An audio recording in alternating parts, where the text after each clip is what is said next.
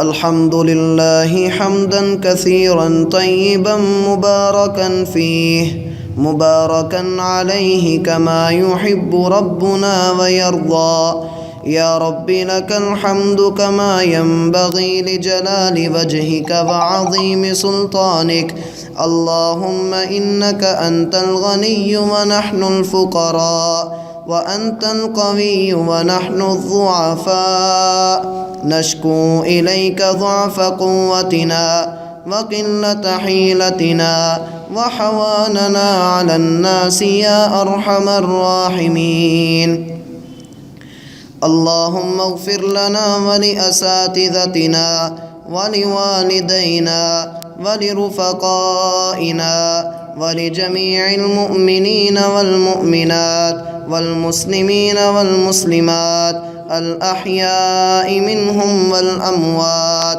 اللهم ألف بيننا وبين قلوب المسلمين وأصلح ذات بيننا وبين المسلمين. اللهم العن الكفرة الفجرة الذين يصدون عن سبيلك ويكذبون رسلك ويقاتلون أولياءك. اللهم خالف بين كلمتهم. اللهم زلزل أقدامهم وشدد شملهم ومزق جمعهم ورمل نساءهم ويتم أطفالهم. اللهم انصر المجاهدين في كل مكان. اللهم انصر المسلمين في كل مكان. اللهم طهر قلبي من النفاق وعملي من الرياء ولساني من الكذب وعيني من الخيانة، فإنك تعلم خائنة الأعين وما تخفي الصدور. اللهم إني أسألك الهدى والتقى والعفاف والغنى. اللهم إني أسألك العفو والعافية والمعافاة في الدنيا والآخرة. اللهم إني أسألك العفو والعافية والمعافاة في ديننا ودنيانا.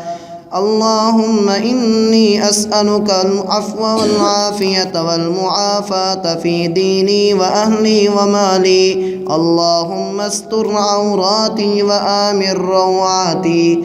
اللهم احفظني من بين يدي ومن خلفي وعن يميني وعن شمالي ومن فوقي، وأعوذ بعظمتك أن أغتال من تحتي. اللهم اهدني فيمن هديت وعافني فيمن عافيت وتولني فيمن توليت وبارك لي فيما أعطيت وقني شر ما قضيت. لك الحمد على ما رضيت ولك الشكر على ما أعطيت. نسألك اللهم بكل اسم هو لك سميت به نفسك أو أنزلته في كتابك أو علمته أحدا من خلقك أو استأثرت به في علم الغيب عندك أن تجعل القرآن الكريم ربيع قلبي ونور صدري وجلاء حزني وذهاب همي وغمي.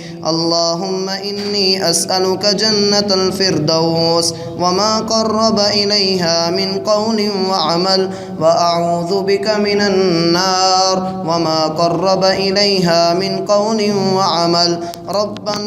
ربنا اغفر لنا ولإخواننا الذين سبقونا بالإيمان ولا تجعل في قلوبنا غلا للذين آمنوا ربنا إنك رؤوف رحيم.